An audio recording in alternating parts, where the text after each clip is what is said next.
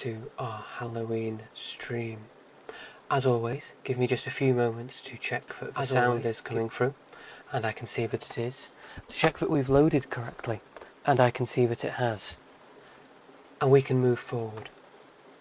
Today we're going to be delving into some of the older stories written by Lovecraft. We're going to investigate the classics and read some of his works collected and preserved by people who wanted to understand more about his views, his way of looking at the world. Born an atheist, not born an atheist, but I suppose raised as an atheist, he had all sorts of interesting views in comparison to other writers of the day. But upon glimpsing the greater truth of reality, people would grow mad. Their sanity would slip away. Because on the grand scale, humanity is nothing. With that said, let me start our normal pre-roll ads, post my go live notifications, and get everything set up so that we're ready to go. I hope you're all having a very nice Halloween, or wherever you might be joining me from. We're going to be perhaps a bit slow tonight. We're going to be taking our time to read through all the different stories. Well, I say all. Some of the different stories. We're going to investigate and discuss these, and then I'm going to pass you off without going too late because I don't want to stay up ages. It's Halloween.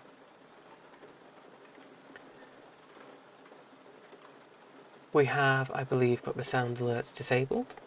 Let me double check here. This is all off.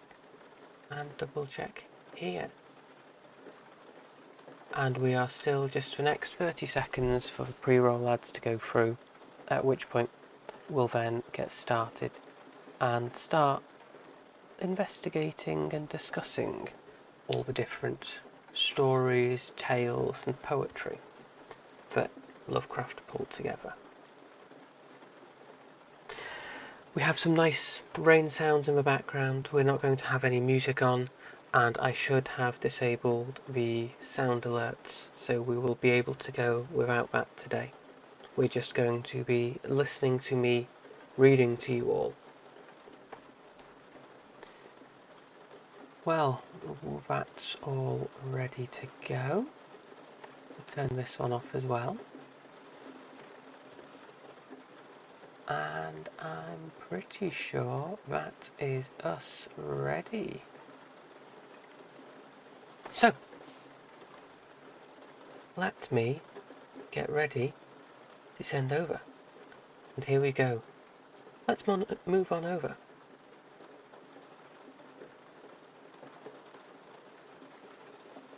Welcome, welcome. I thought, seeing as we're going to be discussing Lovecraft and the Necronomicon, well known for the tentacles and Cthulhu-esque, we would have some squid in the background. Gives you a nice thing to look at. So we'll start off by giving a quick walkthrough on Lovecraft. So he was born in 1890, died 1937. The whole entirety of his work eventually became the Cthulhu mythos, even though Cthulhu doesn't feature in all the parts or the stories within the series, and it's a loosely defined series. He was raised by his mother. His mother was insane. She was put in an institution. He was very, very racist. Even for the day, people knew he was very racist. He was exceedingly extreme in his views. This does come across in several of his works. I would highly recommend you do some digging of your own, you investigate into this. The stream isn't necessarily the best place to touch on it. He is a divisive author, but he is very well known In fact, Lovecraftian as a term is quite widely used, even to people who've never actually read any of his work. But I think that is probably enough about Lovecraft. Instead, we are going to start reading through. Now, I'm going to read, first of all for you, Night Gaunts. Night Gaunts is a short poem.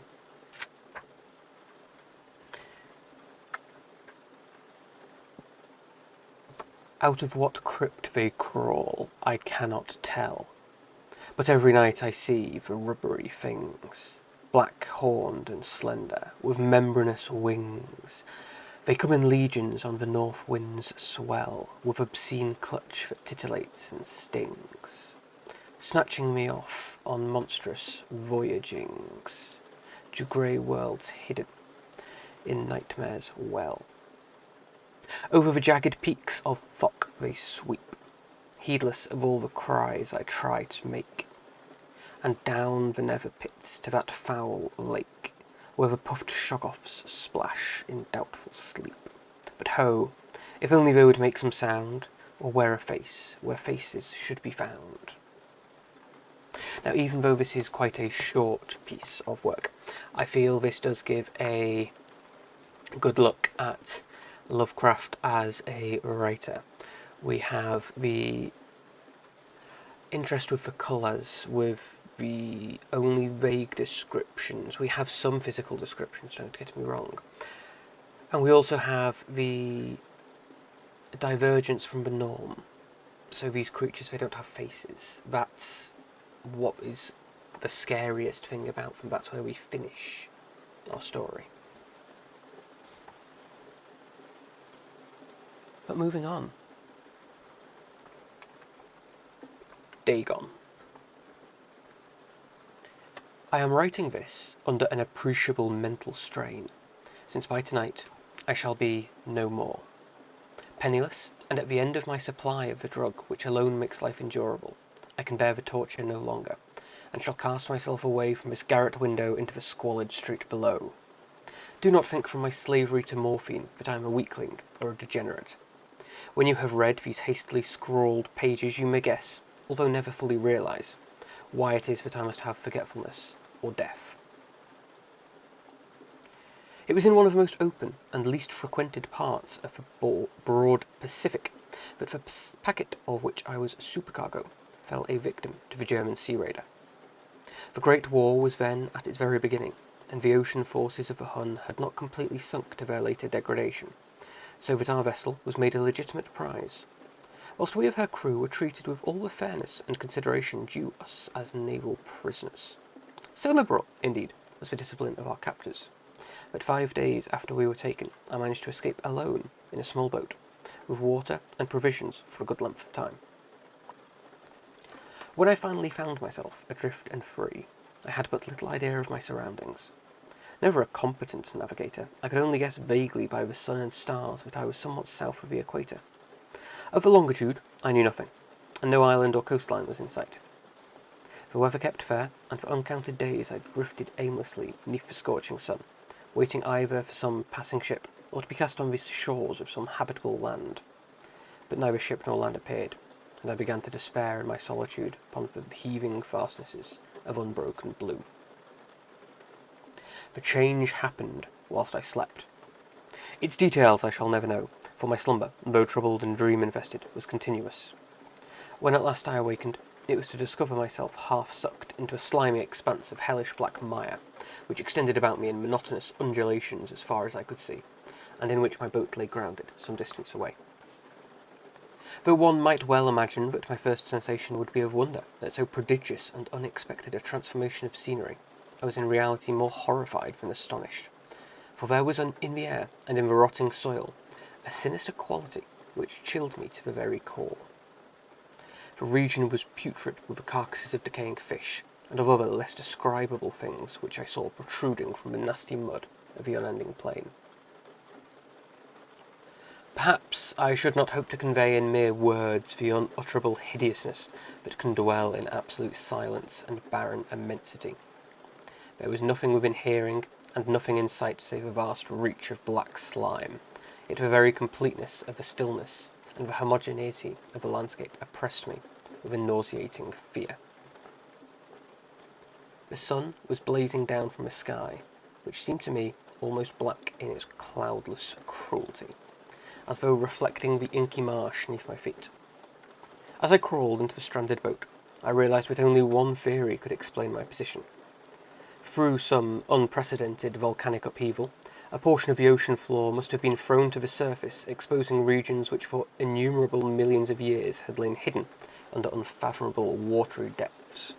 So great was the extent of the new land which had risen beneath me that I could not detect the faintest noise of the surging ocean, strain my ears as I might, nor were there any seafowl to prey upon the dead things. Abstract, welcome to the stream. It's a pleasure to have you. For several hours I sat thinking or brooding in the boat, which lay upon its side and afforded a slight shade as the sun moved across the heavens. As the day progressed, the ground lost some of its stickiness and seemed likely to dry sufficiently for travelling purposes in a short time. That night I slept but little, and the next day I made for myself a pack containing food and water, preparatory to an overland journey in search of a vanished sea and possible rescue. Let me add in a text source so we can see where we are on.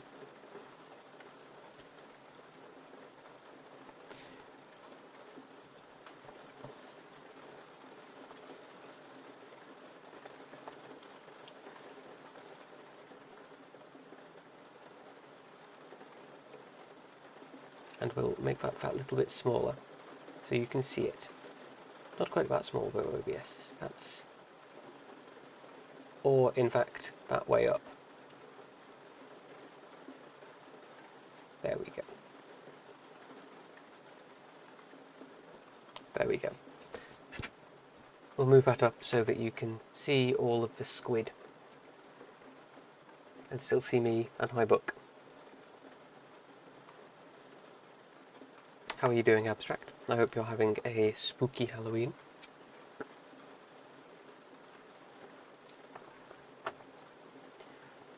For several hours I sat thinking or brooding in the boat, which lay upon its side and afforded a slight shade as the sun moved across the heavens. We've done this bit.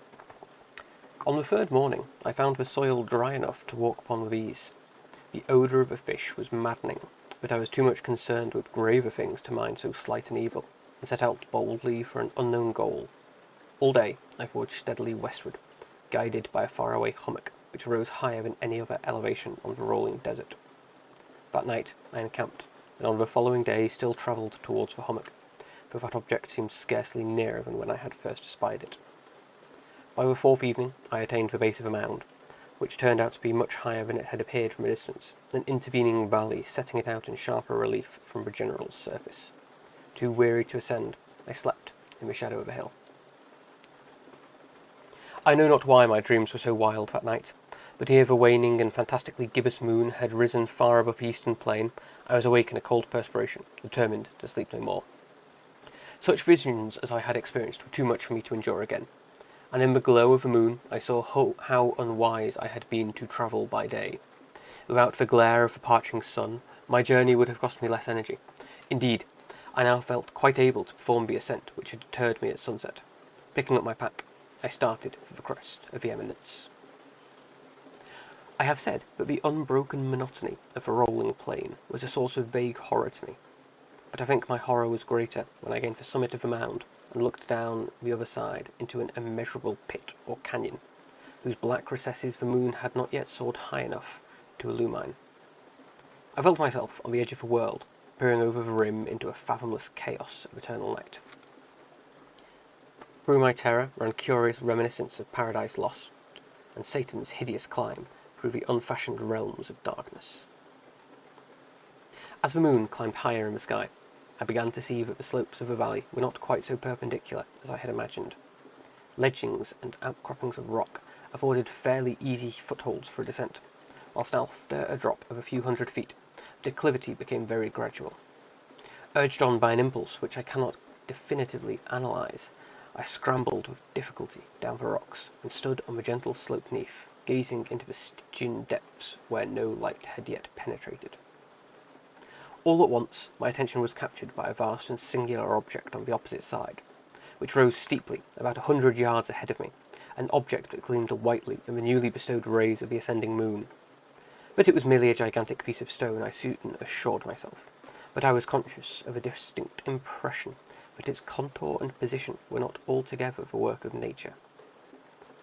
A closer scrutiny filled me with sensations I cannot express, for despite its enormous magnitude and its position in an abyss which had yawned at the bottom of the sea since the world was young, I perceived beyond a doubt that the strange object was a well-shaped monolith whose massive bulk had known the workmanship and perhaps the worship of living and thinking creatures. Dazed and frightened, yet not without a certain thrill of a scientist's or archaeologist's delight, I examined my surroundings more closely.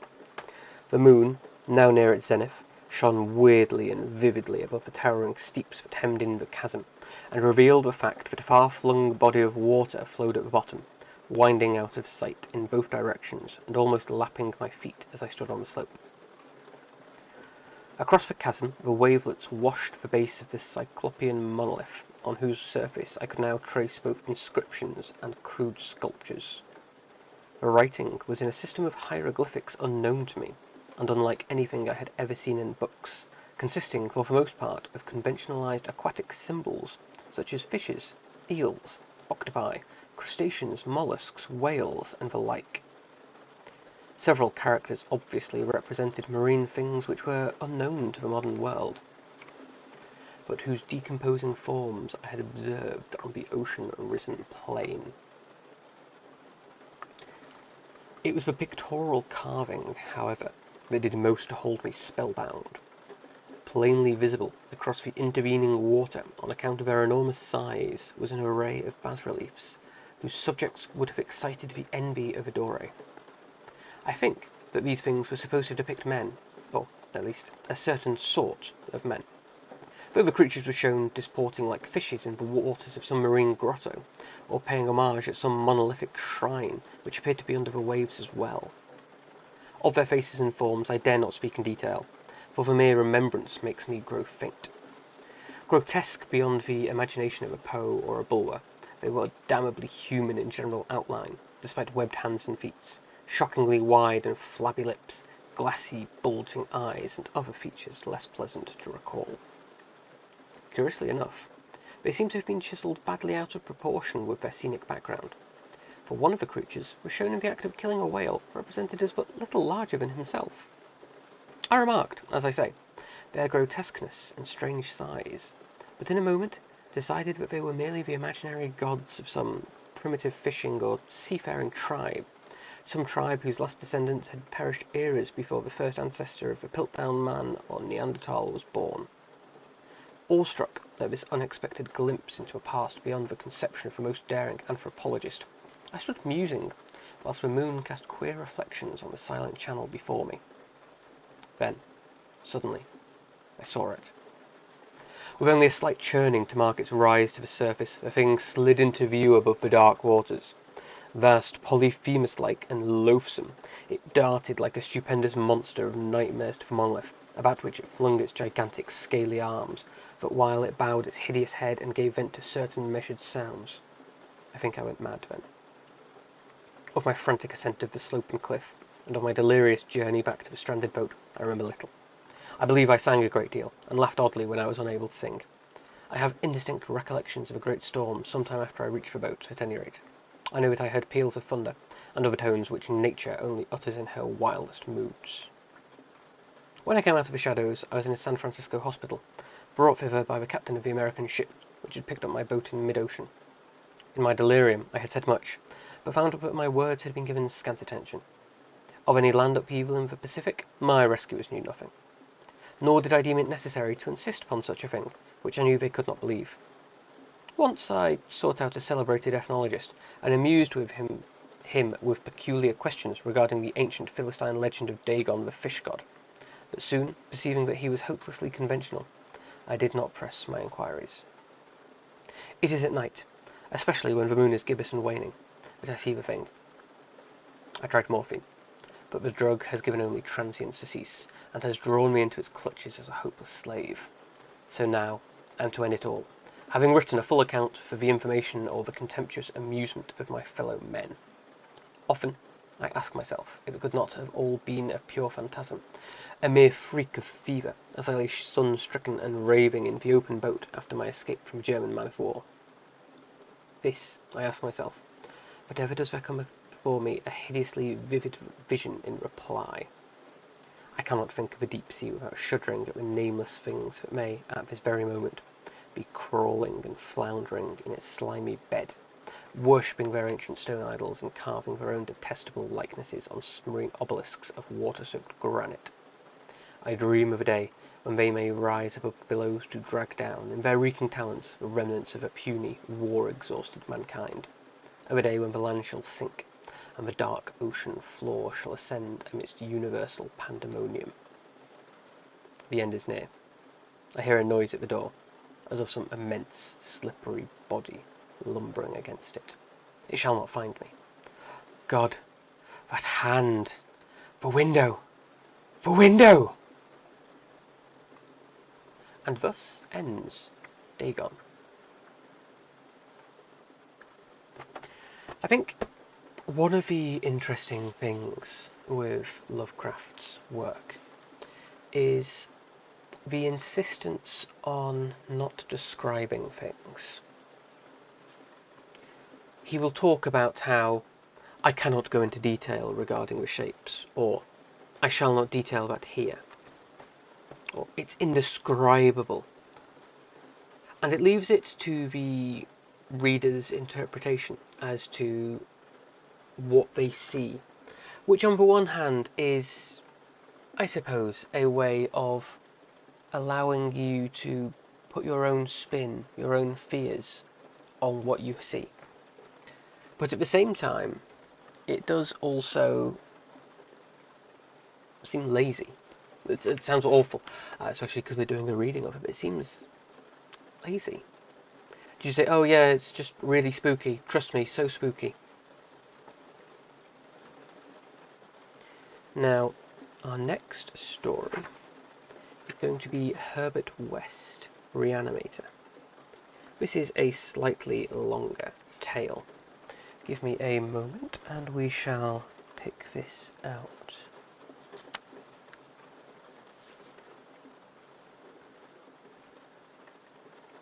There we go. Herbert West, Reanimator. Let me change our title.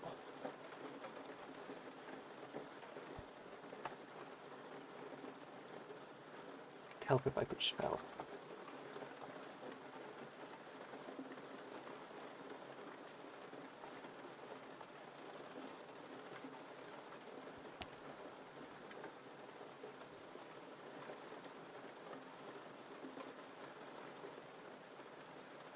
Help if you didn't have such long titles too. There we go. That should fit. Review across a little bit so it's all on screen. Part 1. From the Dark. Of Herbert West, who was my friend in college, and in other... Flynn, welcome, welcome. Yes, you can understand the decision of not describing things. Fear does lie in the unknown. You are entirely right. I suppose having a full description of everything that he wanted for all of the different monsters would make them perhaps less scary. Because if he doesn't manage to encapsulate your fear as much as you would, you will... If he describes it badly, as opposed to just not describing it, it might lose some of that fear.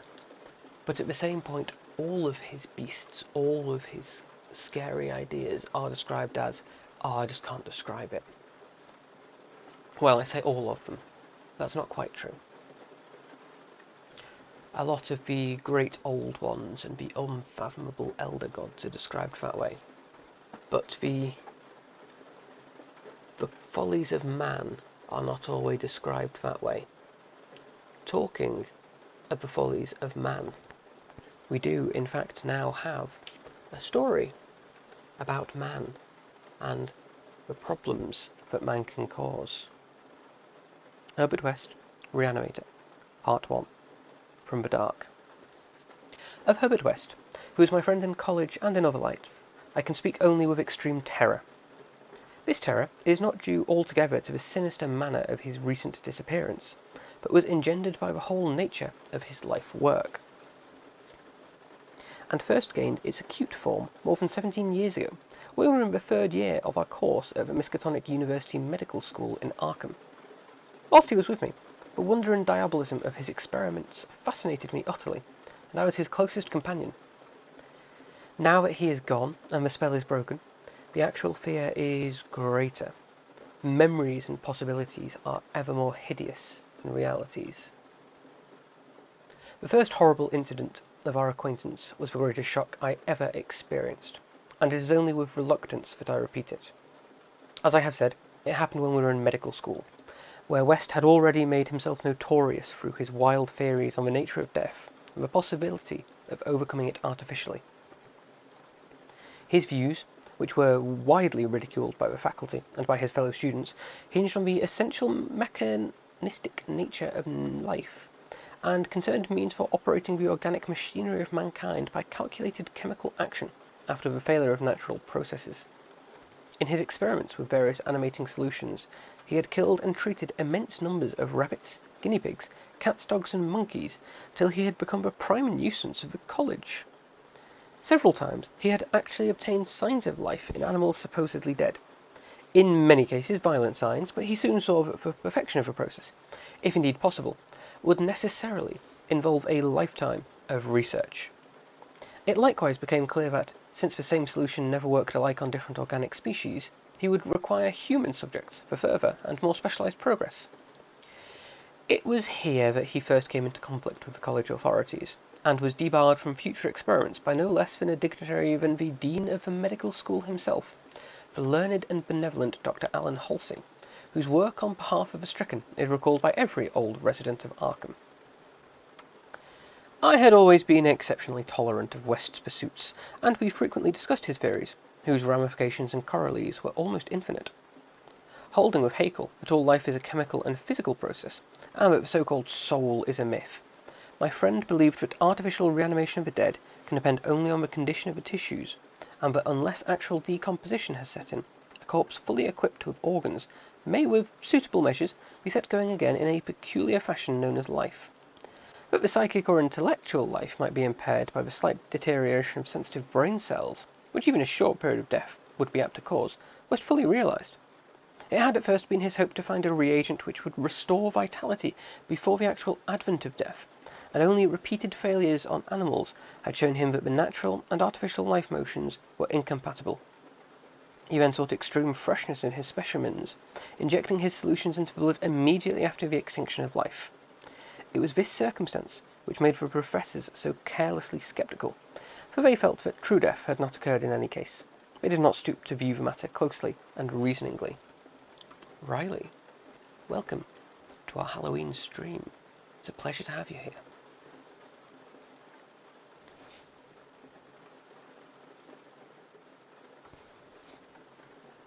It was not long after the faculty had interdicted his work, but West confided to me his resolution to get fresh bodies in some manner, and continue in secret the experiments he could no longer perform openly. To hear him discussing ways and means was rather ghastly, for at the college we had never procured anatomical specimens ourselves. Whenever the morgue provided inadequate, 2 local negroes attended to this matter, and they were seldom questioned. West was then a small, slender, spectacled youth with delicate features, yellow hair, pale blue eyes, and a soft voice, and it was uncanny to hear him dwelling on the relative merits of the Christ Church cemetery and the Potter's Field, because practically everybody in Christ Church was embalmed, a thing of course ruinous to West's researches. I was, by this time, his active and enthralled assistant, and helped him make all his decisions, not only concerning the source of bodies, but concerning a suitable place for our loathsome work. It was I who thought of the deserted Chapman farmhouse beyond Meadow Hill, where we fitted up on the ground floor an operating room and a laboratory, each with dark curtains to conceal our midnight doings. The place was far from any road, and in sight of no other house, yet precautions were none the less necessary, since rumours of strange lights, started by chance nocturnal roamers, would soon bring disaster on our enterprise. It was agreed to call the whole thing a chemical laboratory, if discovery should occur. Gradually, we equipped our sinister haunt of science with materials either purchased in Boston or quietly borrowed from a college. Materials carefully made unrecognisable save to expert eyes, and provided spades and picks for the many burials we should have to make in the cellar. At the college we used an incinerator, but the apparatus was too costly for our unauthorised laboratory. Bodies were always a nuisance, even the small guinea pig bodies from the slightly clandestine experiments in West's room at the boarding house. We followed the local death notices like ghouls, for our specimens demanded particular qualities. What we wanted were corpses interred soon after death and without artificial preservation, preferably free from malforming diseases, and certainly with all organs present. Accident victims were our best hope. Not for many weeks did we hear of anything suitable, though we talked with morgue and hospital authorities ostensibly in the college interest, as often as we could without exciting suspicion. We found that the college had first choice in every case, so that it might be necessary to remain in Arkham during the summer, when only the limited summer school classes were held. In the end, though, luck favoured us, for one day we heard of an almost ideal case in the Potter's Field, a brawny young workman drowned only the morning before in Summer's Pond, and buried at the town's expense without delay or embalming. That afternoon we found the new grave, and determined to begin work soon after midnight. It was a repulsive task that we undertook in the black small hours, even though we lacked at the time the special horrors of graveyards which later experiences brought to us. We carried spades and oiled arc lanterns, for although electric torches were then manufactured, they were not as satisfactory as the tungsten contrivances of today. The process of unearthing was slow and sordid. It might have been gruesomely poetical if we had been artists instead of scientists, and we were glad when our spades struck wood. When the pine box was fully uncovered, West scrambled down and removed the lid, dragging out and propping up the contents. I reached down and hauled the contents out of the grave, and then both toiled hard to restore the spot to its former appearance. The affair made us rather nervous, especially the stiff form and vacant face of our first trophy, but we managed to remove all traces of our visit. When we had patted down the last shovelful of earth, we put the specimen in a canvas sack and set out for the old Chapman place, beyond Meadow Hill. On an improvised dissecting table in the old farmhouse, by the light of a powerful acetylene lamp, the specimen was not very spectral looking. It had been a sturdy and apparently unimaginative youth, of wholesome type, large-framed, grey-eyed, brown-haired, sound enough without psychological subtleties, and probably having vital processes of the simple and healthy sort. But now, with eyes closed, it looked more asleep than dead, though the expert test of my friend soon left no doubt on that score. We had, at last, what West had always longed for, a dead man of the ideal kind, ready for the solution prepared accordingly to the most careful calculations and theories for human use. The tension on our part became very great. We knew that there was scarcely a chance for anything like complete success, and could not avoid hideous fears at possible grotesque results of partial animation. Especially were we apprehensive concerning the mind and pulses of the creature, since in the space following death some of the more delicate cerebral cells might have suffered deterioration.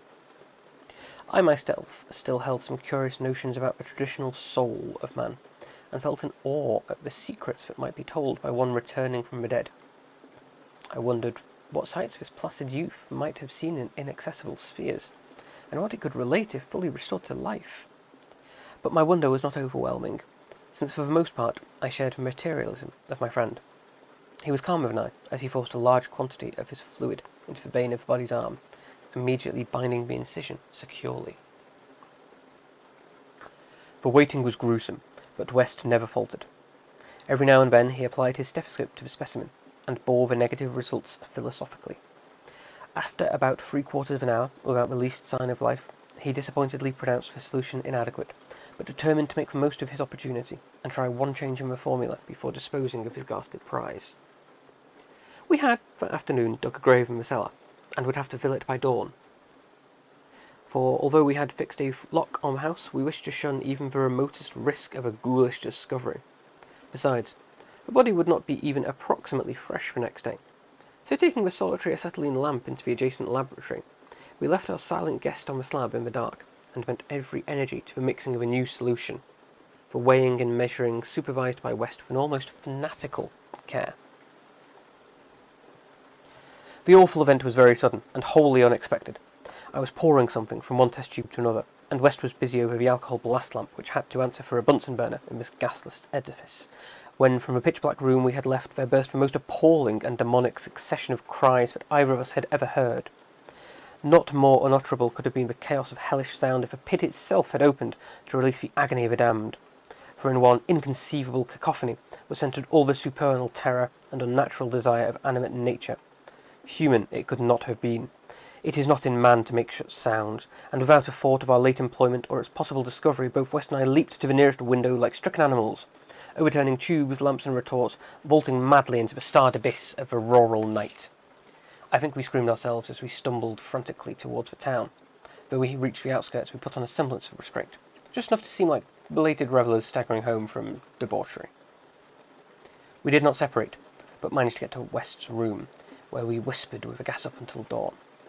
By then, we had calmed ourselves a little, with rational theories and plans for investigation, so that we could sleep through the day, classes being disregarded.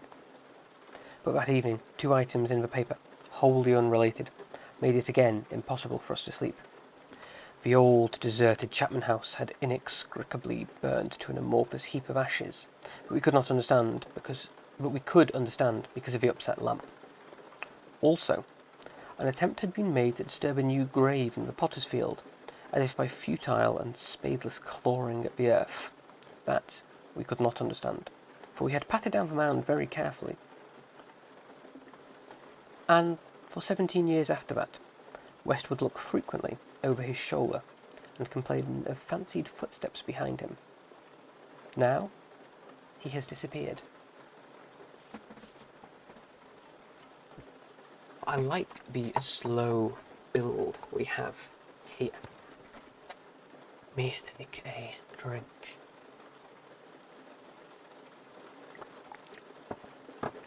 Are we all having a good Halloween? Have we had our spooky, mischievous fun?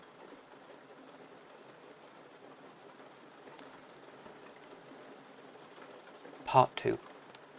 The Plague Demon. I shall never forget that hideous summer, 16 years ago, when, like a noxious efreet from the halls of Eblis, typhoid stalkingly leered through Arkham. It is by that satanic scourge that most recall the year, for truly terror brooded with batwings over the piles of coffins in the tombs of Christchurch Cemetery. Yet for me there is a greater horror in that time, a horror known to me alone, now that Herbert West has disappeared. West and I were doing postgraduate work in summer classes at the medical school of Miskatonic University, and my friend had attained a wide notoriety because of his experiments leading towards the revivification of the dead. After the scientific slaughter of uncounted small animals, the freakish work had ostensibly stopped by order of our sceptical dean, Dr. Alan Halsey, though West had continued to perform secret tests in his dingy boarding-house room, and had, on one terrible and unforgettable occasion, taken a human body from its grave in the potter's field to a deserted farmhouse beyond Meadow Hill. I was with him on that odious occasion, and saw him inject into the still vein the elixir which, he thought, would, to some extent, restore life's chemical and physical processes. It had ended horribly, in a delirium of fear which we gradually came to attribute to our own overwrought nerves, and West had never afterward been able to shake off a maddening sensation of being haunted and hunted. The body had not been quite fresh enough. It is obvious that, to restore normal mental attributes, a body must be very fresh indeed, and the burning of the old house had prevented us from burying the thing. It would have been better if we could have known it was underground. After that experience, West had dropped his researches for some time, but as the zeal of the born scientist slowly returned, he again became importunate of the college faculty, pleading for the use of a dissecting room and of fresh human specimens of work he regarded so overwhelmingly important. His pleas, however, were wholly in vain, for the decision of Dr. Halsey was inflexible, and the other professors all endorsed the verdict of their leader. In the radical theory of reanimation, they saw nothing but the immature vagaries of a youthful enthusiast whose slight form, yellow hair, spectacled blue eyes, and soft voice gave no hint of the supernormal, almost diabolical power of the cold brain within. I can see him now as he was then, and I shiver. He grew sterner of face, but never elderly, and now Sefton has had the mishap, and West has vanished. West clashed disagreeably with Dr. Halsey near the end of our last undergraduate term in a wordy dispute that did less credit to him than to the kindly dean in point of courtesy. He felt he was needlessly and irrationally retarded in a supremely great work, a work which he could of course conduct to suit himself in later years, which he wished to begin while still possessed with the exceptional facilities of university. That the tradition-bound elders should ignore his singular results on animals and persist in their denials of the possibility of reanimation was inexpressibly disgusting and almost incomprehensible to a youth of West's logical temperament. Only greater maturity could help him understand the chronic mental limitations of the Professor-Doctor type, the product of generations of prophetic puritanism, kindly, conscientious, and sometimes gentle and amiable, yet always narrow, intolerant, custom-ridden, and lacking in perspective. Age has more charity for those incomplete yet high-souled characters whose worst real vice is timidity, and who are ultimately punished by general ridicule for their intellectual sins like Ptolemism, Calvinism, anti-Darwinism, anti-Nietzscheism, and every sort of Sabbatarianism and sumptuary legislation. West, young despite his marvellous scientific acquirements, had scant patience with good Dr. Halsey and his erudite colleagues, and nursed an increasingly resentment, coupled with a desire to prove his theories to these obtuse worthies in some striking and dramatic fashion. Like most youths, he indulged in elaborate daydreams of revenge, triumph, and final, magnanimous forgiveness. And then had come the scourge, grinning and lethal, from the nightmare caverns of Tartarus. West and I had graduated about the time of its beginning, but had remained for additional work at the summer school, so that we were in Arkham when it broke with full demonic fury upon the town. Though not yet as licensed physicians, we now had our degrees, and were pressed frantically into public service as the numbers of the stricken grew. The situation was almost past management, and deaths ensured too frequently for the local undertakers fully to handle. Burials without embalming were made in rapid succession, and even the Christ Church cemetery receiving tomb was crammed with coffins of the unembalmed dead. This circumstance was not without effect on West, who, though often of the irony of the situation, so many fresh specimens but none for his persecuted researches. We were frightfully overworked, and the terrific mental and nervous strain made my friend brood horribly. But West's gentle enemies were no less harassed with prostrating duties. College had all but closed, and every doctor of the medical faculty was helping to fight the typhoid plague. Dr. Halsey in particular had distinguished himself in sacrificing service, applying his extreme skill with wholehearted energy to cases which many others shunned because of danger or apparent hopelessness. Before a month was over, the fearless dean had become a popular hero, though he seemed unconscious of his fame as he struggled to keep from collapsing with physical fatigue and nervous exhaustion. West could not withhold admiration for the fortitude of his foe, but because of this, even more determined to prove to him the truth of his amazing doctrines. Taking advantage of the disorganization of both college work and municipal health regulations, he managed to get a recently deceased body smuggled into the university dissecting room one night, and in my presence, injected a new modification of his solution. The thing actually opened its eyes, but only stared at the ceiling with a look of soul-petrifying horror, before collapsing into an inertness from which nothing could rouse it. West said it was not fresh enough. The hot summer air does not favour corpses. That time we were almost caught before we incinerated the thing, and West doubted the advisability of repeating his daring misuse of the Culling laboratory. The peak of the epidemic was reached in August. West and I were almost dead, and Dr. Halsey did die on the 14th. The students all attended the hasty funeral on the 15th and brought an impressive wreath, though the latter was quite overshadowed by the tributes sent by wealthy Arkham citizens and by the municipality itself. It was almost a public affair, for the dean had surely been a public benefactor. After the entombment, we were all somewhat depressed, and spent the afternoon at the bar of a commercial house, where West, though shaken by the death of his chief opponent, chilled the rest of us with references to his notorious theories. Most of the students went home, or to various duties, as the evening advanced, but West persuaded me to aid him in making a night of it. West's landlady saw us arrive at his room about 2 in the morning, with a third man between us, and told her husband that we had all evidently dined and wined rather well.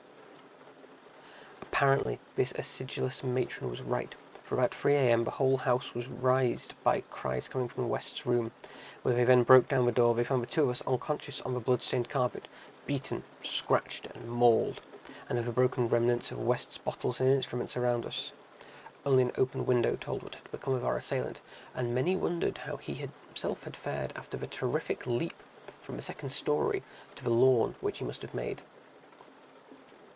There were some strange garments in the room, but West, upon regaining consciousness, said they did not belong to the stranger, but were specimens collected for bacteriological analysis in the course of investigations on the transmission of germ diseases. He ordered them burnt as soon as possible in the capacious fireplace. To the police, we both declared ignorance of our late companion's identity. He was, West nervously said, a congenial stranger whom we had met at some downtown bar of uncertain location. We'd all been rather jovial, and West and I did not wish to have our pugnacious companion hunted down. That same night saw the beginning of the second Arkham horror. The horror that to me eclipsed the plague itself. Christchurch Cemetery was the scene of a terrible killing, a watchman having been clawed to death in a manner not only too hideous for description, but raising a doubt as to human agency of the deed. The victim had been seen alive considerably after midnight. The dawn revealed the unutterable thing. The manager of a circus at the neighbouring town of Bolton was questioned, but he swore that no beast had at any time escaped its cage. Those who found the body noted a trail of blood leading to the receiving tomb, where a small pool of red lay on the concrete just outside the gate. A fainter trail led away towards the woods, but it soon gave out.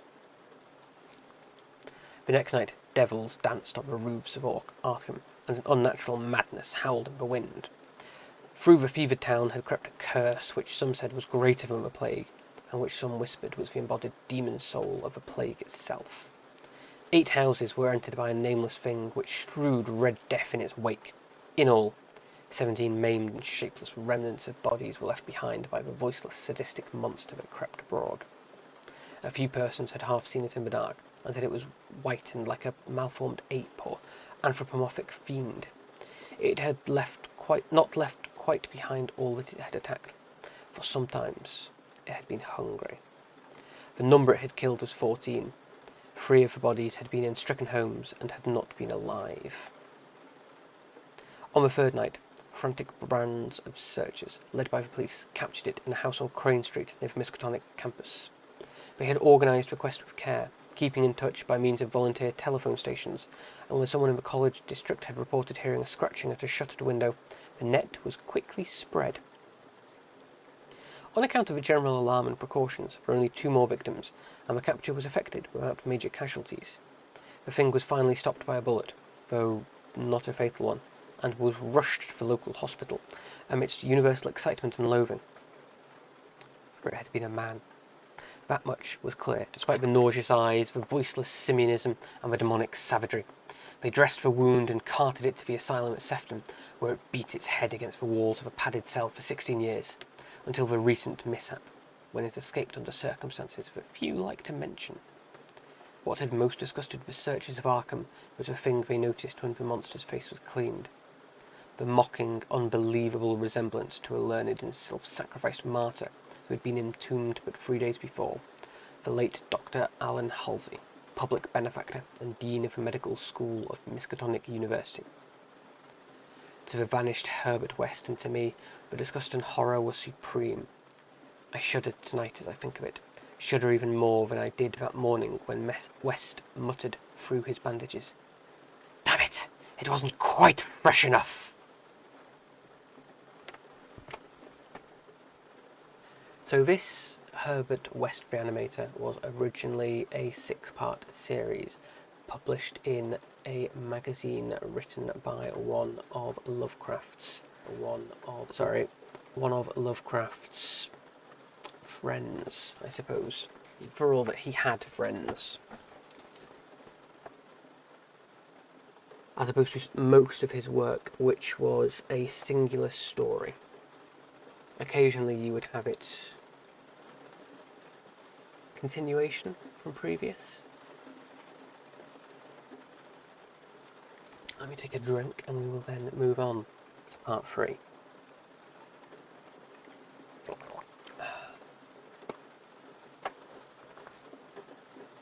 Part 3. 6 Shots by Moonlight.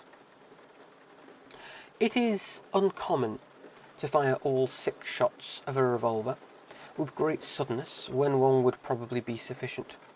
But many things in the life of Herbert West were uncommon. It is, for instance, not often that a young physician leaving college is obliged to conceal the principles which guide his selection of a home and office. Yet that was the case with Herbert West. When he and I obtained our degrees at the Medical School of Miskatonic University and sought to relieve our poverty by setting up as general practitioners, we took great care not to say that we chose our house because it was fairly well isolated and as near as possible to the potter's field. Reticence such as this is seldom without a cause, nor indeed was ours. For our requirements were those resulting from a life work distinctly unpopular. Outwardly, we were doctors only, but beneath the surface were aims of far greater and more terrible moment, for the essence of Herbert West's existence was a quest amid black and forbidden realms of the unknown, in which he hoped to uncover the secret of life and restore to perpetual animation the graveyard's cold clay. Such a quest demands strange materials, among them fresh human bodies, and in order to keep supplied with these indispensable things, one must live quietly and not far from a place of informal internment. West and I had met in college, and I had been the only one to sympathise with his hideous experiments. Gradually, I had come to be his inseparable assistant, and now that we were out of college, we had to keep together. It was not easy to find a good opening for 2 doctors in company, but finally the influence of the university secured us a practice in Bolton, a factory town near Arkham, the seat of the college. The Bolton Worsted mills are the largest in the Miskatonic Valley, and their polyglot employees are never popular as patients with the local physicians. We chose our house with the greatest care, seizing at last on a rather run-down cottage near the end of Pond Street, 5 numbers from the closest neighbour, and separated from the local potter's field by only a stretch of meadowland, bisected by a narrow neck of a rather dense forest which lies to the north. The distance was greater than we wished, but we could get no nearer a house without going on the other side of a field, wholly out of a factory district. We were not much displeased, however, since there were no people between us and the sinister source of supplies.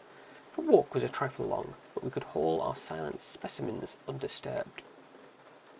Our practice was surprisingly large from the very first.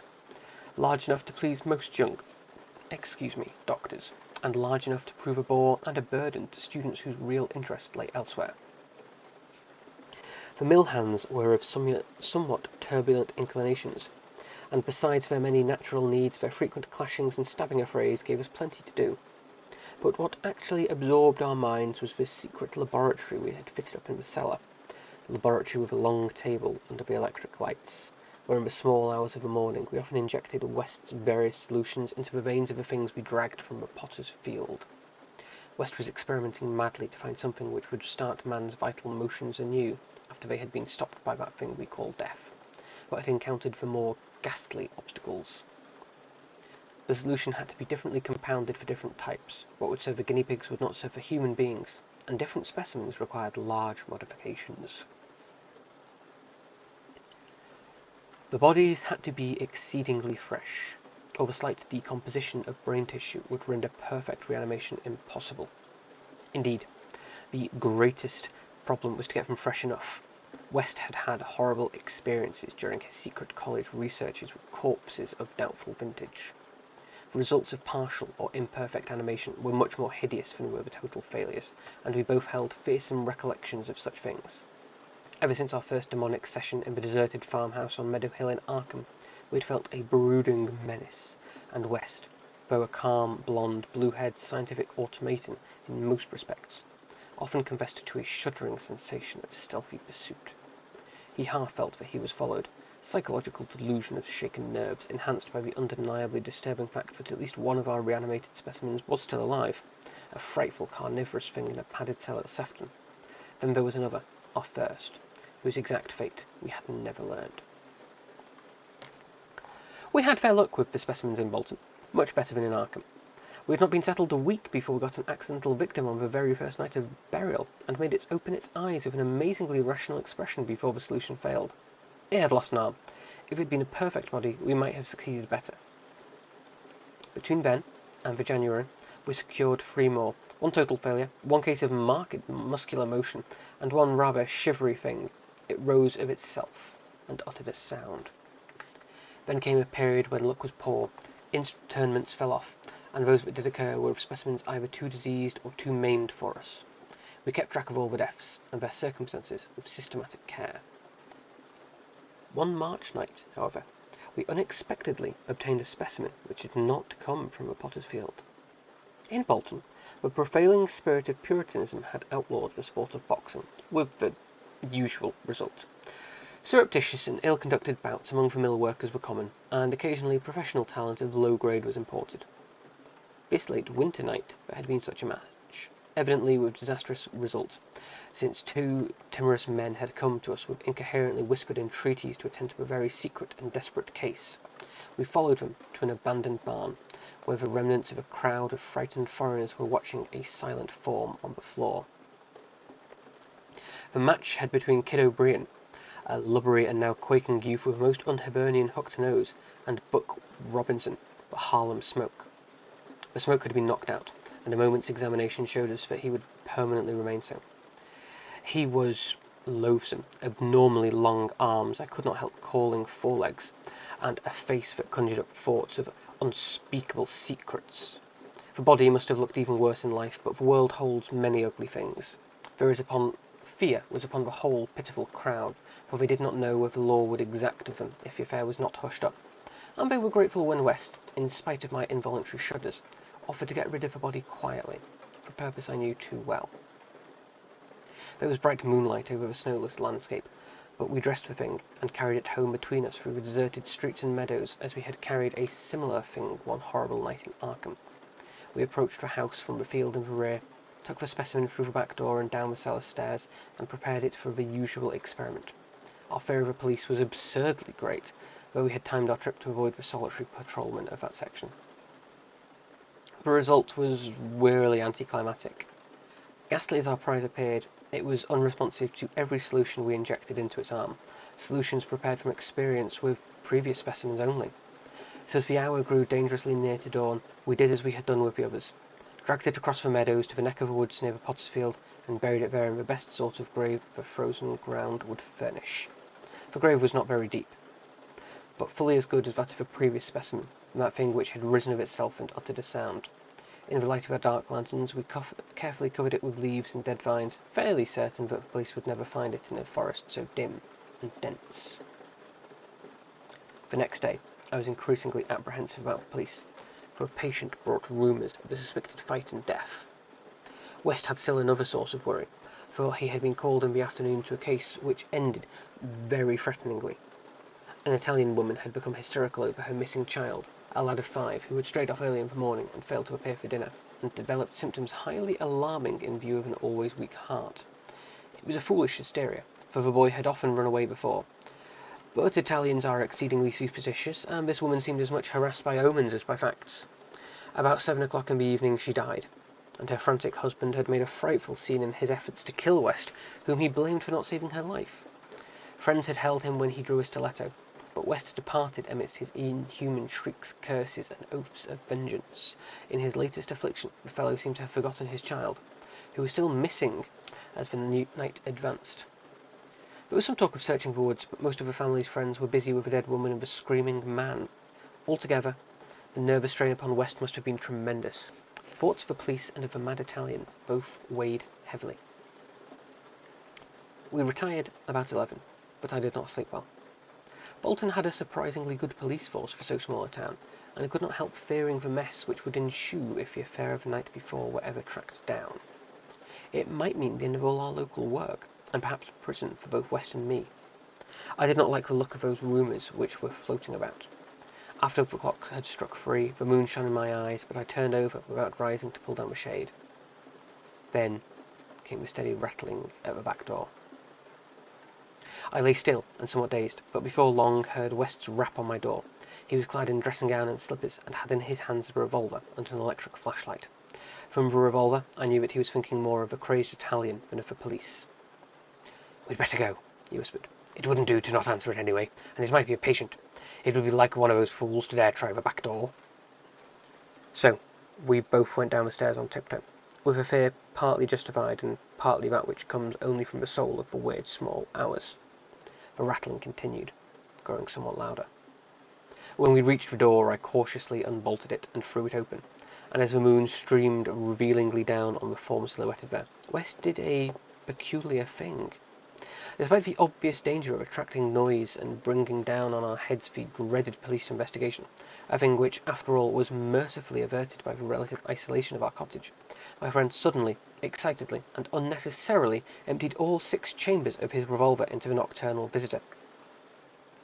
For that visitor was not the Italian, nor the policeman.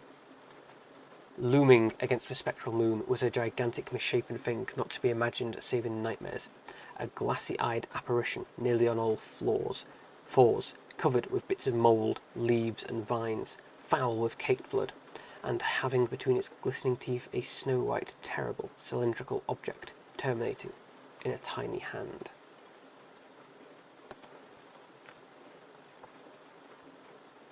Well, it's heating up in Miskatonic.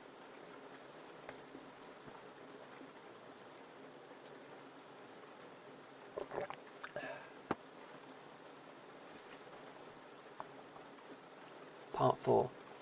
The Scream of the Dead. The scream of the dead man gave to me that acute and addled horror of Dr. Herbert West, which harassed the later years of my companionship with him. It is natural that such a thing as a dead man's scream should give horror, for it is obviously not a pleasing or ordinary occurrence. But I was used to similar experiences, hence suffered on this occasion only because of a particular circumstance. And as I have implied, it was not of the dead man himself that I became afraid. Herbert West, whose associate and assistant I was, possessed scientific interests far beyond the usual routine of a village physician. That was why, when establishing his practice in Bolton, he had chosen an isolated house near the Potter's Field. Briefly and brutally stated, West's soul-absorbing interest was a secret study of the phenomena of life and its cessation, leading towards the reanimation of the dead through injections of an excitant solution. For this ghastly experimenting, it was necessary to have a consistent supply of very fresh human bodies. Very fresh, because even the least decay hopelessly damaged the brain structure, and human, because we found that the solution had to be compounded differently for different types of organisms. Scores of rabbits and guinea pigs had been killed and treated, but their trail was a blind one. West had never fairly succeeded, because he had never been able to secure a corpse sufficiently fresh. What he wanted were bodies from which vitality had only just departed, bodies with every cell intact and capable of receiving again the impulse toward that mode of motion called life. There was hope that this second and artificial life might be made perpetual by repetitions of the injection, but we had learned that an ordinary natural life would not respond to that action. To establish the artificial motion, nocturnal life must be extinct. The specimens must be very fresh, but genuinely dead. The awesome quest had begun when West and I were students at Miskatonic University Medical School in Arkham, vividly conscious for the first time of the thoroughly mechanical nature of life. That was 7 years before, but West looked scarcely a day older now. He was small, blonde, clean-shaven, soft-voiced and spectacled, with only an occasional flash of a cold blue eye to tell of the hardening and growing fanaticism of his character, under the pressure of his terrible investigations. Our experiences had often been hideous in the extreme, the results of defective reanimation, when lumps of graveyard clay had been galvanized into morbid, unnatural, and brainless motion by various modifications of the vital solution. One thing had uttered a nerve-shattering scream. Another had risen violently, beaten us both to unconsciousness, and run amok in a shocking way before it could be placed behind asylum bars. Still another had clawed out of its shallow grave and done a deed. West had to shoot that object. We could not get bodies fresh enough to show any trace of reason when reanimated, so had perforce created nameless horrors. It was disturbing to think that one, perhaps two, of our monsters still lived, that thought haunted us shadowingly, till finally West disappeared under frightful circumstances. But at the time of the scream in the cellar laboratory of the isolated Bolton cottage, our fears were subordinate to our anxiety for increasingly fresh specimens. West was far more avid than I, so it almost seemed to me he looked half covetously at any healthy, living physique. It was in July 1910 that the bad luck regarding specimens began to turn. I had been on a long visit to my parents in Illinois, and upon my return found West in a state of singular elation. He had, he told me excitedly, in all likelihood solved the problem of freshness through an approach from an entirely new angle, that of artificial preservation. I had known he was working on a new and highly unusual embalming compound, and was not surprised it had turned out well. But until he explained the details, I was rather puzzled as to how such a compound could help in our work, since the objectionable staleness of the specimens was largely due to delay occurring before we secured them. This, I saw now, West had clearly recognised, creating his embalming compound for future rather than immediate use, and trusting to fate to supply again some very recent and unburied corpse, as it had years ago when we obtained the man killed in the Bolton prize fight. At last fate had been kind, so that on this occasion there lay in the secret cellar laboratory a corpse whose decay could not possibly have begun. What would happen on reanimation, and whether we could hope for a revival of mind and reason, West did not venture to predict. The experiment would be a landmark in our studies, and he had saved the new body for my return, so that both might share the spectacle in accustomed fashion. West told me how he had obtained the specimen. It had been a vigorous man, a well-dressed stranger, just off the train on his way to transact some business with the Bolton Worstead Mills. The walk through the town had been long, and by the time the traveller paused at our cottage to ask the way to the factories, his heart had become greatly overtaxed. He had refused a stimulant, and had suddenly dropped dead only a moment later. The body, as might be expected, seemed to West a heaven-sent gift. In his brief conversation, the stranger had made it clear he was unknown in Bolton, and a search of his pockets subsequently revealed him to be one Robert Leavitt of St. Louis, apparently without a family to make inquiries about his disappearance. If this man could not be restored to life, no one would know of our experiment. We buried our materials in a dense strip of woods between the house and the potter's field. If, on the other hand, he could be restored, our fame would be brilliantly and perpetually established. Without delay, West had injected into the body's wrist the compound which would hold it fresh for use after my arrival. The matter of the presumably weak heart, which to my mind imperilled the success of our experiment, did not appear to trouble West extensively.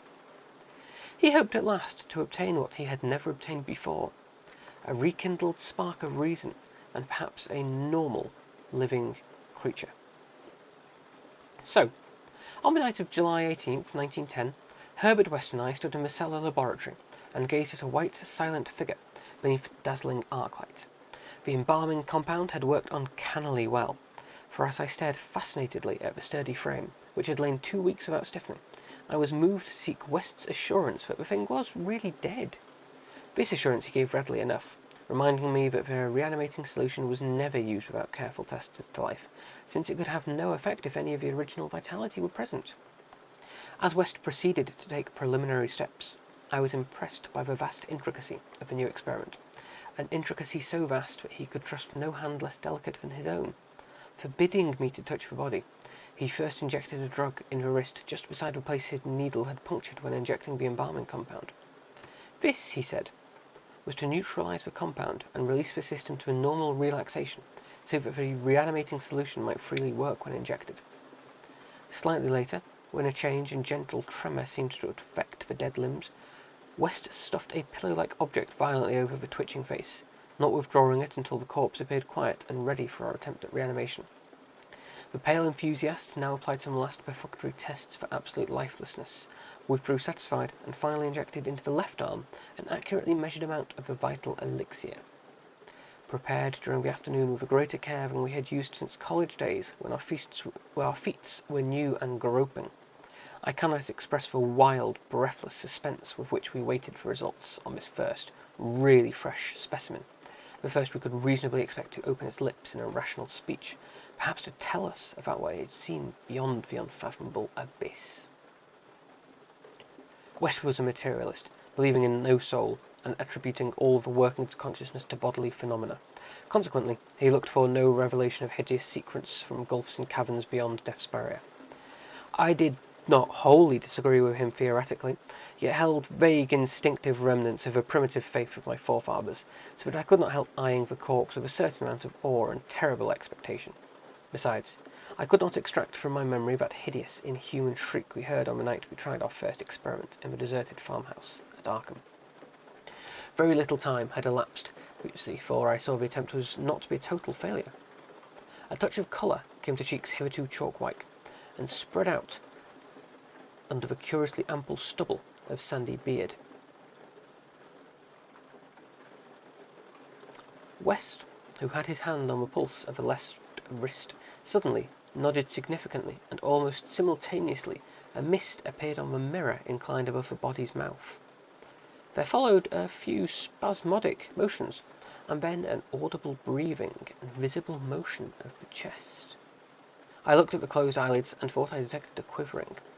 Then the lids opened, showing eyes which were grey, calm, and alive, but still unintelligent and not even curious.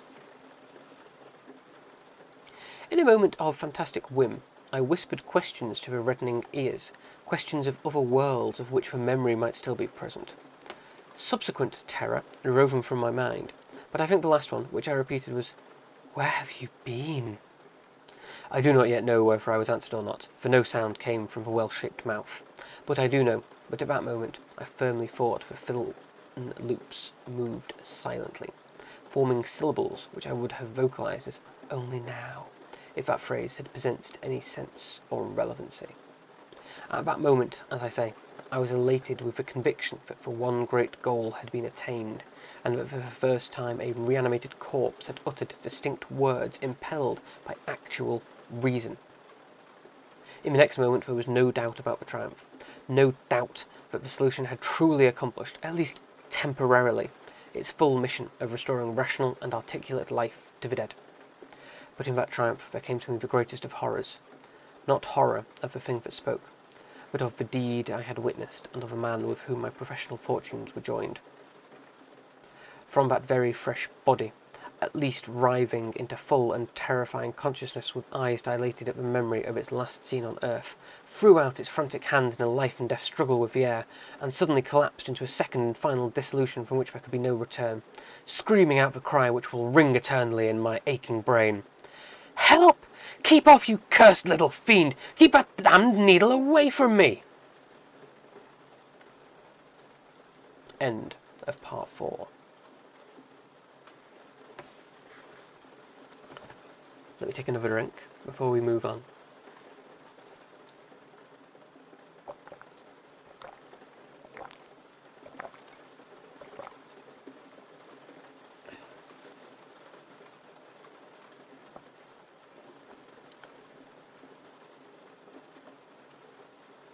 Okay.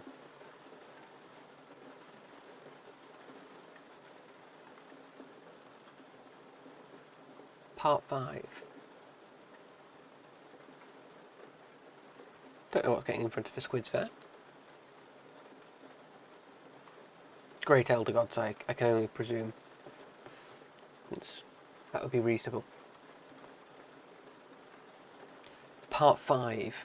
The horror from the shadows. Many men have related hideous things not mentioned in print, which happened on the battlefields of the Great War.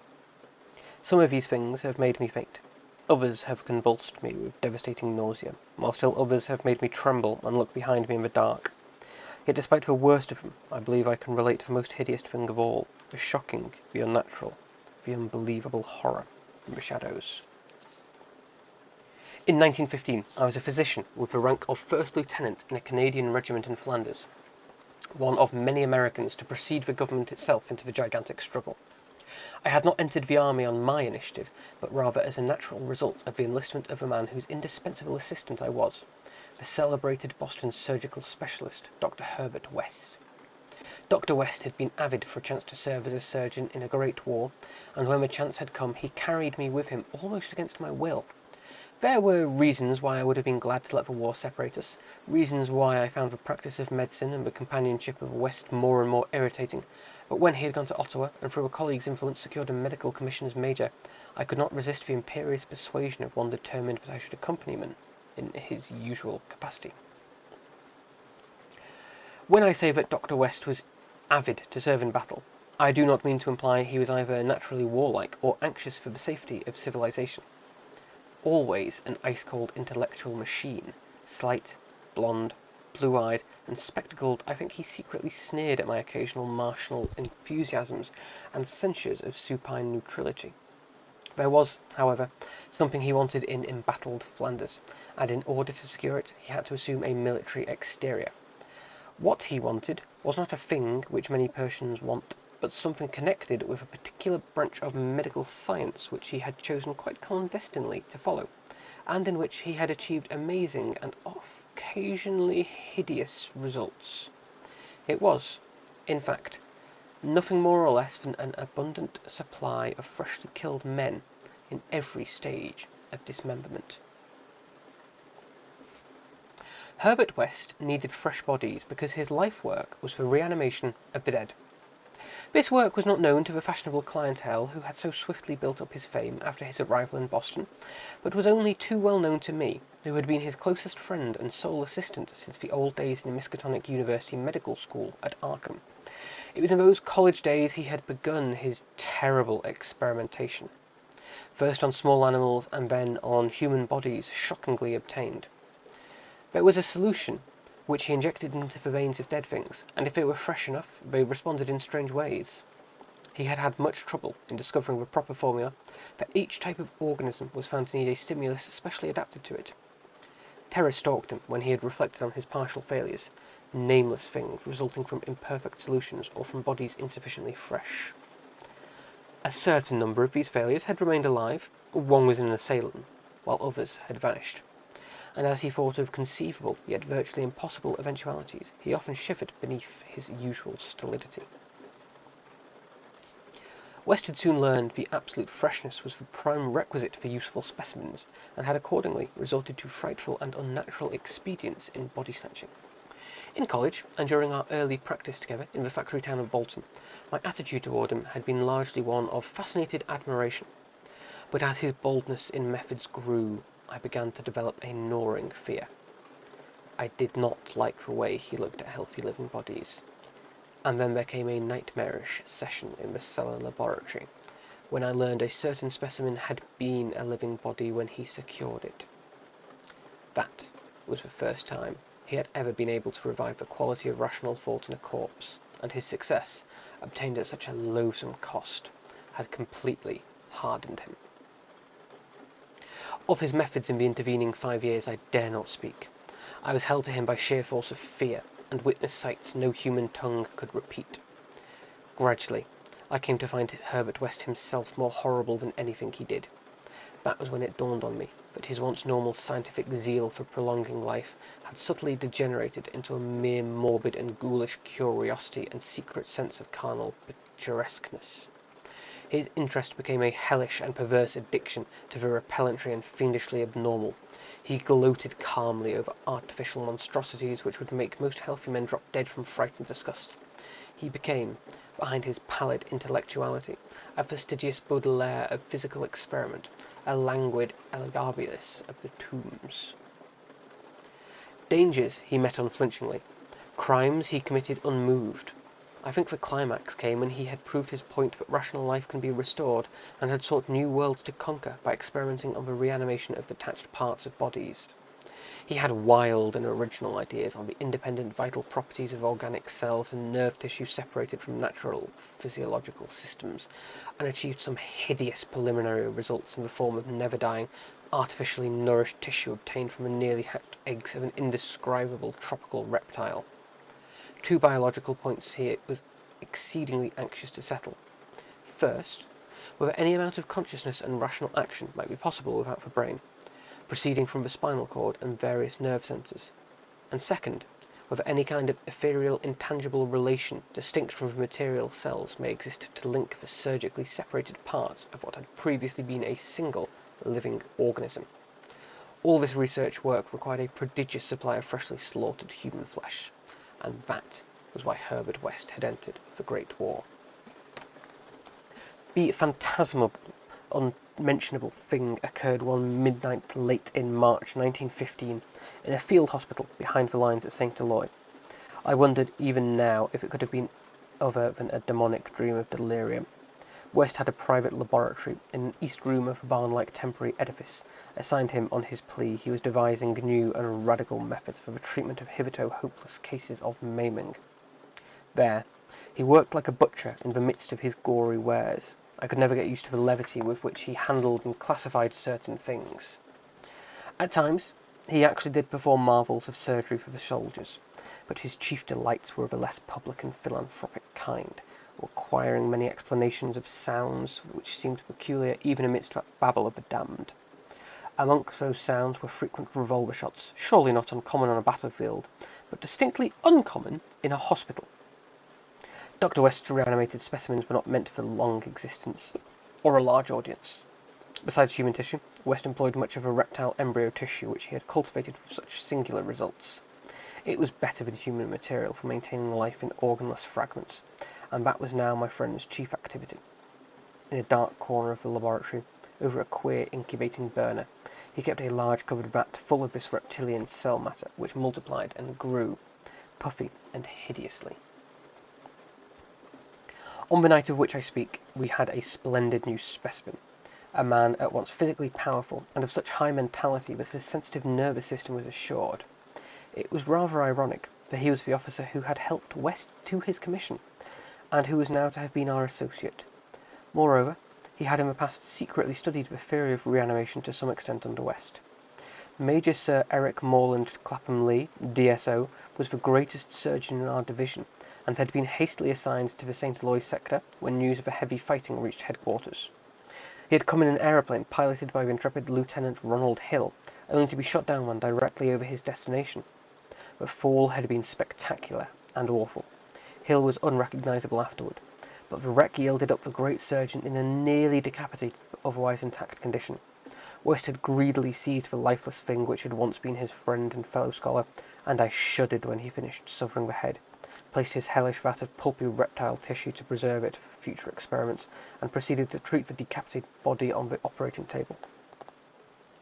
He injected new blood, joined certain veins, arteries, and nerves at the headless neck, and closed the ghostly aperture with engrafted skin from an unidentified specimen which had borne an officer's uniform. I knew what he wanted: to see if his highly organised body could exhibit, without its head, any of the signs of mental life which had distinguished Sir Eric Morland Clapham Lee.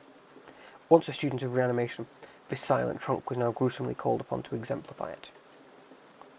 I can still see Herbert West under the sinister electric light as he injected his reanimating solution into the arm of a headless body. The scene I cannot describe. I should faint if I tried it. For there is madness in a room full of classified carnal things, with blood and lesser human debris amongst ankle-deep on the slimy floor, and with hideous reptilian abnormalities sprouting, bubbling, and baking over a winking bluish-green spectre of dim flame in a far corner of black shadows. The specimen, as West repeatedly observed, had a splendid nervous system. Much was expected of it, and as a few twitching motions began to appear, I could see the feverish intent on West's face. He was ready, I think, to see proof of his increasingly strong opinion that consciousness, reason, and personality can exist independently of the brain, that man has no central connective spirit, but is merely a machine of nervous matter, each section more or less complete in itself. In one triumphant demonstration, West was about to relegate the mystery of life to the category of myth. The body now twitched more vigorously, and beneath our avid eyes commenced to heave in a frightful way. The arms stirred disquietingly, the legs drew up, and various muscles contracted in a repulsive kind of writhing. Then, the headless thing threw out its arms in a gesture which was unmistakably one of desperation, an intelligent desperation apparently sufficient to prove every fear of Herbert West. Certainly, the nerves were recalling the man's last act in life, the struggle to get free of a falling aeroplane. What followed I shall never positively know. It may have been wholly an hallucination from a shock caused at that instant by the sudden and complete destruction of a building in a cataclysm of German shell fire. Who can gainsay it, since West and I were only proved survivors? West liked to think that before his recent disappearance, there were times when he could not, for it's queer we had both had the same hallucination. The hideous occurrence itself was very simple, notable only for what it implied. The body on the table had risen with a blind and terrible groping, and we had heard a sound. I should not call that sound a voice, for it was too awful, and yet its timbre was not the most awful thing about it. Neither was its message. It merely screamed, "Jump, Ronald, for God's sake, jump!" The awful thing was the source, for it had come from a large covered vat in that ghoulish corner of crawling black shadow. We are just about to move on to the final part of Herbert West. How are you finding it so far, Chuck? Are you enjoying it? Have you any familiarity with this story? Is it one you've come across before? Or is this as new to you as it is to me?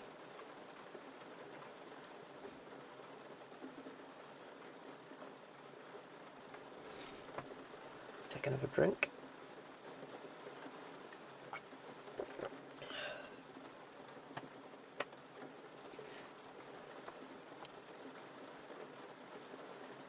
Part 6. The Tomb Legions. Oh, you're unfamiliar with the story but liking it so far. I'm glad, Flynn. I'm glad. Part 6. The Tomb Legions. When Dr. Herbert West disappeared a year ago, the Boston police questioned me closely. They suspected I was holding something back, and perhaps suspected even graver things, but I could not tell them the truth, because they would not have believed it. They knew, indeed, that West had been connected with activities beyond the credence of ordinary men, for his hideous experiments in the reanimation of dead bodies had long been too extensive to admit of perfect secrecy. But the final soul-shattering catastrophe held elements of demonic fantasy, which make even me doubt the reality of what I saw. I was West's closest friend and only confidential assistant. We had met years before, in medical school, and from the first I had shared his terrible researches. He had slowly tried to perfect a solution, which injected into the veins of newly deceased would restore life, a labour demanding an abundance of fresh corpses, and therefore involving the most unnatural actions. Still more shocking were the products of some of the experiments, grisly masses of flesh that had been dead, but that West waked to a blind, brainless, nauseous animation. These were the usual results.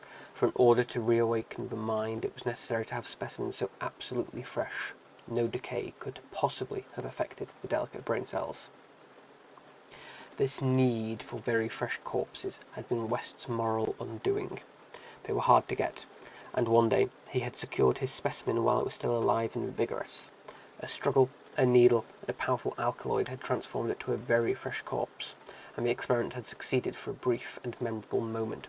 But West had emerged with a soul calloused and seared, and a hardened eye which sometimes glanced with a kind of hideous and calculating appraisal at men of especially sensitive brain and especially vigorous physique. Toward the last, I became acutely afraid of West, for he began to look at me that way. People did not seem to notice his glances, but they noticed my fear, and after his disappearance used that as a basis for some absurd suspicions. West, in reality, was more afraid than I, for his abominable pursuits entailed a life of furtiveness and dread of every shadow.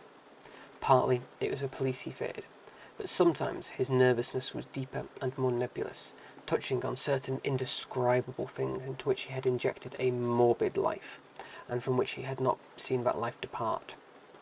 He usually finished his experiments with a revolver, but a few times he had not been quick enough. There was that first specimen, on whose rifled grave marks of clawing were later seen. It was the Arkham Professor's body, which had done cannibal things before it had been captured, and thrust unidentified into a madhouse cell at Sefton, where it beat the walls for 16 years.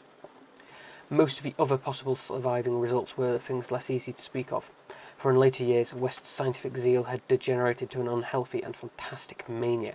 He had spent his chief skill in vitalising not entire human bodies, but isolated parts of them, or parts joined to organic matter other than human. It had become fiendishly disgusting by the time he disappeared. Many of the experiments could not even be hinted at in print. The Great War, through which both of us served as surgeons, had intensified this side of West. In saying that West's theory of the specimens was nebulous, I have in mind particularly its complex nature. Part of it came merely from knowing of the existence of such nameless monsters, while another part arose from apprehension of bodily harm they might, under certain circumstances, do to him. Their disappearances added horror to the situation. Of them all, West knew the whereabouts of only one, the pitiful asylum thing. Then there was a more subtle fear, a very fantastic sensation resulting from a curious experiment in the Canadian Army in 1915. West, in the midst of a severe battle, had reanimated Major Sir Eric Morland Clapham Lee DSO, a fellow physician who knew about his experiments and could have duplicated them. The head had been removed so that the possibilities of quasi-intelligent life in the trunk might be investigated. Just as the building was wiped out by a German shell, there had been a success. The trunk had moved intelligently, and unbelievable to relate, we were both sickeningly sure that articulate sounds had come from the detached head as it lay in a shadow corner of the laboratory. The shell had been merciful in a way, but West could never feel as certain as he wished that we two were the only survivors. He used it to make shuddering conjectures about the possible actions of a headless physician with the power of reanimating the dead. West's last quarters were in a venerable home of much elegance overlooking one of the oldest burying grounds in Boston. He had chosen the place for purely symbolic and fantastically aesthetic reasons, since most of the interments were of the colonial period and therefore of little use to a scientist seeking very fresh bodies. The laboratory was in a subcellar, secretly constructed by imported workmen and containing a huge incinerator for the quiet and complete disposal of such bodies, or fragments and synthetic mockeries of bodies, as might remain from the morbid experiments and unhallowed amusements of the owner. During the excavation of this cellar, the workmen had struck some exceedingly ancient masonry, undoubtedly connected with the old burying ground, yet far too deep to correspond with any known sepulchre therein. After a number of calculations, West decided that it represented some secret chamber beneath the tomb of the Averils, where the last interment had been made in 1768. I was with him when he studied the nitrous-dripping walls laid bare by the spades and mattocks of the men, and was prepared for the gruesome thrill which would attend the uncovering of centuried grave secrets. But for the first time, West's new timidity conquered his natural curiosity, and he betrayed his degenerating fibre by ordering the masonry left intact and plastered over. Thus it remained till that final hellish night, part of the walls of the secret laboratory. I speak of West's decadence, but must add it was purely mental and an intangible thing. Outwardly, he was the same to the last. A calm, cold, slight and yellow-haired, with spectacled blue eyes and a general aspect of youth which years and fears seemed never to change. He seemed calm, even when he thought of that clawed grave, and looked over his shoulder, even when he thought of the carnivorous thing that gnawed and pawed at Sefton bars. The end of Herbert West began one evening in our joint study, when he was dividing his curious glance between the newspaper and me. A strange headline item had struck at him from the crumpled pages, and the nameless Titan claw had seemed to reach down through 16 years. Something fearsome and incredible had happened at Sefton Asylum, 50 miles away, stunning the neighbourhood and baffling the police. In the small hours of morning, a body of silent men had entered the grounds, and their leader had aroused the attendants. He was a menacing military figure who talked without moving his lips, and whose voice seemed almost ventriloquially connected with an immense black case he carried. His expressionless face was handsome to the point of radiant beauty, but had shocked the superintendent when the whole light fell on it, for it was a wax face with eyes of painted glass. Some nameless accident had befallen the man. A larger man guided his steps, a repellent hulk whose bluish face seemed half eaten away by some unknown malady. The Speaker had asked for the custody of a cannibal monster committed from Arkham 16 years before. Upon being refused, gave a signal which precipitated a shocking riot. The fiends had beaten, trampled, and bitten every attendant who did not flee, killing 4 and finally succeeded in the liberation of the monster. These victims, who could recall the event without hysteria, swore that the creatures had acted less like men than like unthinkable automata, guided by the wax-faced leader. By the time help could be summoned, every trace of a man and their mad charge had vanished. From the hour of reading this item until midnight, West sat almost paralysed. At midnight, the doorbell rang, startling him fearfully. All the servants were asleep in the attic, so I answered the bell. As I have told the police, there was no wagon in the streets, but only a group of strange-looking figures bearing a large square box, which they deposited in the hallway, after one of them had grunted in a highly unnatural voice, "Express! Prepaid!" They fell out the house with a jerky tread, and as I watched them go, I had an odd idea that they were turning towards the ancient cemetery, on which the back of the house abutted. When I slammed the door after them, West came downstairs and looked at the box. It was about 2 feet square, and bore West's correct name and present address.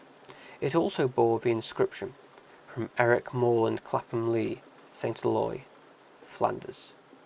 6 years before, in Flanders, a shelled hospital had fallen upon the headless reanimated trunk of Dr. Clapham Lee, and upon the detached head which, perhaps, had uttered articulate sounds.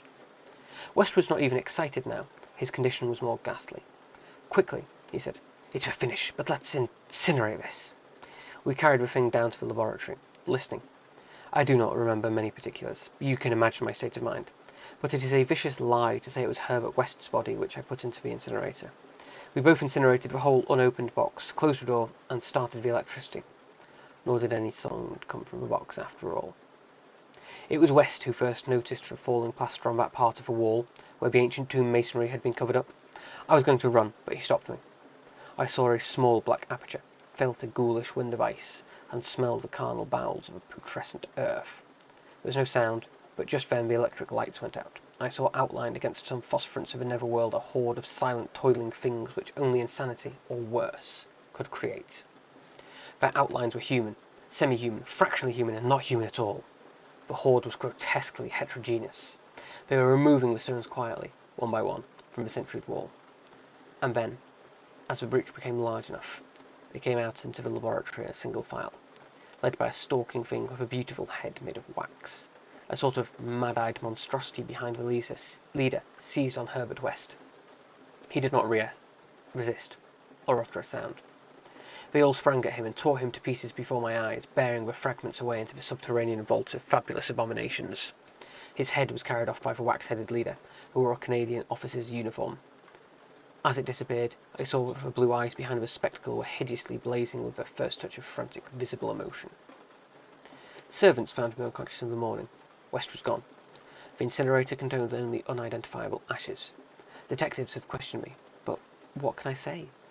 The Sefton tragedy will not connect with West, not that, nor the men with the box, whose existence they deny. I told them of the vault, and they pointed to the unbroken plaster wall and laughed, so I told them no more. They imply I am either a madman or a murderer. Probably I am mad. But I might not be mad if those accursed tomb legions had not been so silent. And that is the end of Herbert West, Reanimator. What did you think? Do we have any thoughts on that? He does have a very compelling style, Lovecraft. You can see why his stories have persisted. They are a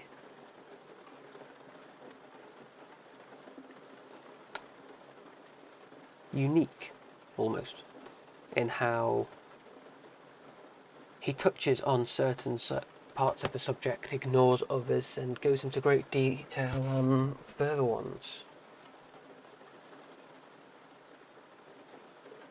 But I think we will call it here for tonight. We will have a look now. Let me pop you over to the ending screen. So, thank you very much for coming to the Necronomicon. I think we're going to carry on with a nice chill stream, and I will send you all over to go see Dai and his tea ceremony. So, we're going to have our raid message. As always, if you are a subscriber, you can use the raid emote. If you are not a subscriber, you can unlock the raid emote for 80 channel points. You get 300 for following me. You get about 50 every 15 minutes you're lurking here, and you will get 250 for joining the raid. So you actually come out in profit if you use them. Here is our raid emote.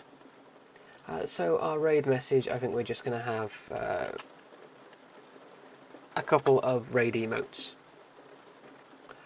So, I have been the Formologist. It has been my pleasure to host you today. I'm going to send you all on over to Dai. Where is everything gone? Why have they changed it all? There we go.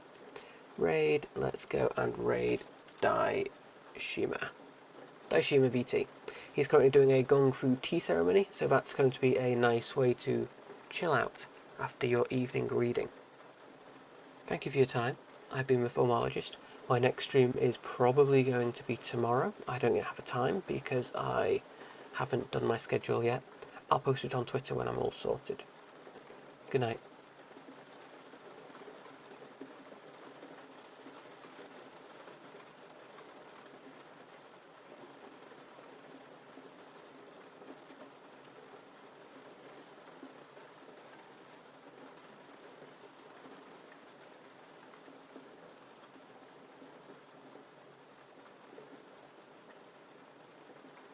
Can't stream. There has to be a pretty good reason for me not to. Oh, hello, Damalurgist. How you doing? How you doing, Raiders? Let me move my keyboard.